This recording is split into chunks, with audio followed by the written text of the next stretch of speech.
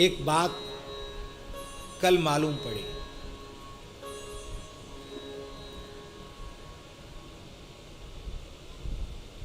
अयोध्या जी में बहुत काम हो रहा है, बहुत काम अयोध्या जी में हो रहा है। वेदाचार्य जी तो बैठे हुए हैं, जब से योगी जी आए हैं तब से कितना काम अयोध्या में हो रहा है। और उन्होंने कहा, योगी जी ने, कि जितना पैसा अयोध्या में लगाया जा रहा है इसका चौथाई भी हमने गोरखपुर में लगाया होता तो चमाचम गोरखपुर करता।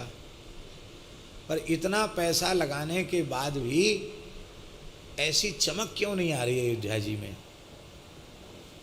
संतों से कहा उन्होंने, आप लोग अपना भजन बढ़ाइए, तपस्या बढ़ाइए, इतना धन खर्च हो रहा है, इतना समय खर्च हो रहा है, फिर भी वो जो दिव्यता चमक है वो नहीं आ रही है, उसके लिए कुछ उपाय कीजिए।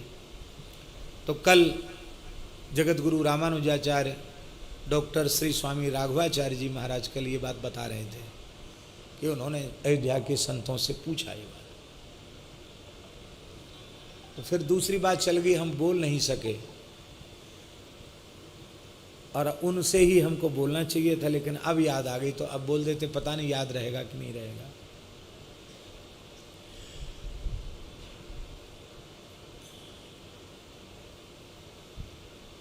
एक किसी साधक को, संत को ऐसी अनुभूति हुई कि श्री अयोध्या की भूमि से श्री किशोरी जी जो चली गई,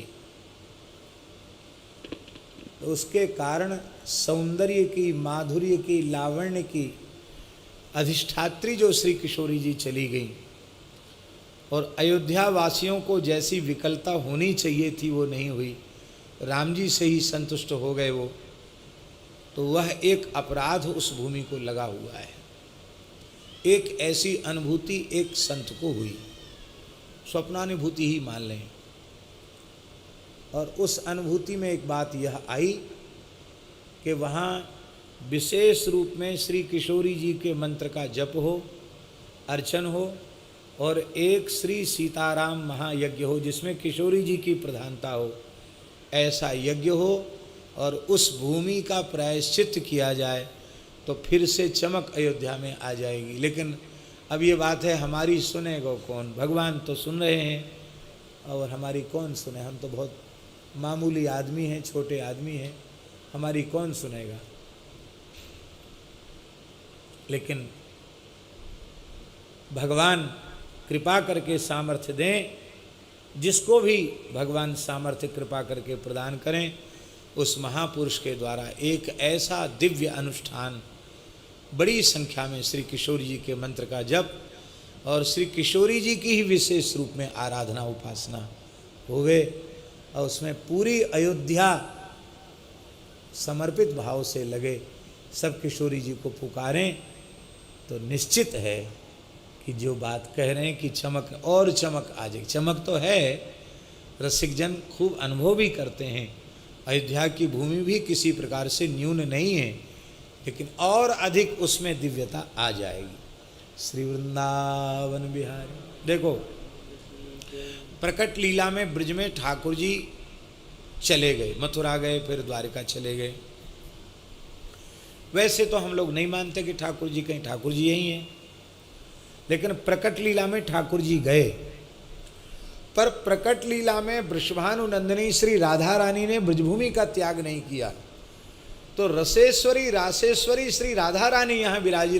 ठाकुर गए तो गए, उनको काम धंधा बहुत था, धर्म संस्थापन का काम उनको था, दुनास विनाशाय च दुष्कृताम वाला काम भी उनको था। पर हमारी श्री लाडली जी यहाँ विराजी रहीं, उसके कारण हमारी ब्रजभूमि में बड़ा रस है। यहाँ के किसी गांव में भी जाके पड़ जाओ, वहाँ भी आपको शुष्कता नहीं समझ में, वहाँ भी रस होगा, क्योंकि रस की अधिष्ठात्री रसिकनी श्री राधा रानी यहाँ से गई नहीं। श्री जी भी यदि मथुरा द्वारिका चली जाती तो हमको ऐसा लगता है कि शायद यहाँ भी शून्यता आ जाती, लेकिन किशोरी जी ने ब्रज नहीं छोड़ा, लाल जी ने भी नहीं छोड़ा, लेकिन प्रकट लीला में किशोरी जी ने ब्रज नहीं छोड़ा। तो श्री किशोरी जी को फिर से वहाँ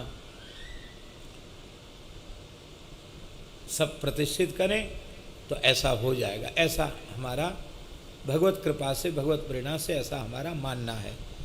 तो श्री राम मंदिर में प्रतिष्ठा तो होनी ही चाहिए, लेकिन ये काम भी यदि भगवत संकल्प से हो जाए तो बहुत अच्छा है।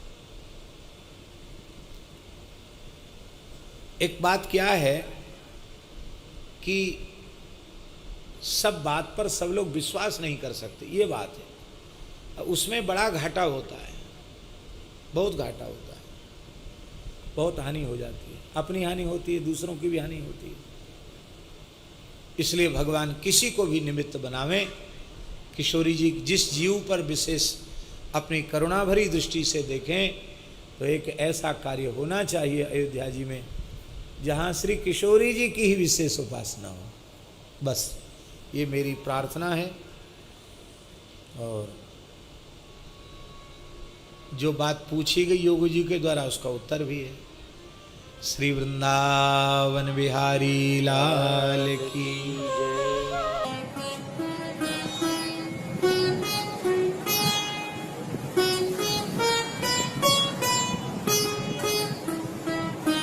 श्री सीताराम प्रतिदिन सत्संग एवं दर्शन के लिए श्री महाराज जी के ऑफिशियल चैनल को जरूर सब्सक्राइब करें।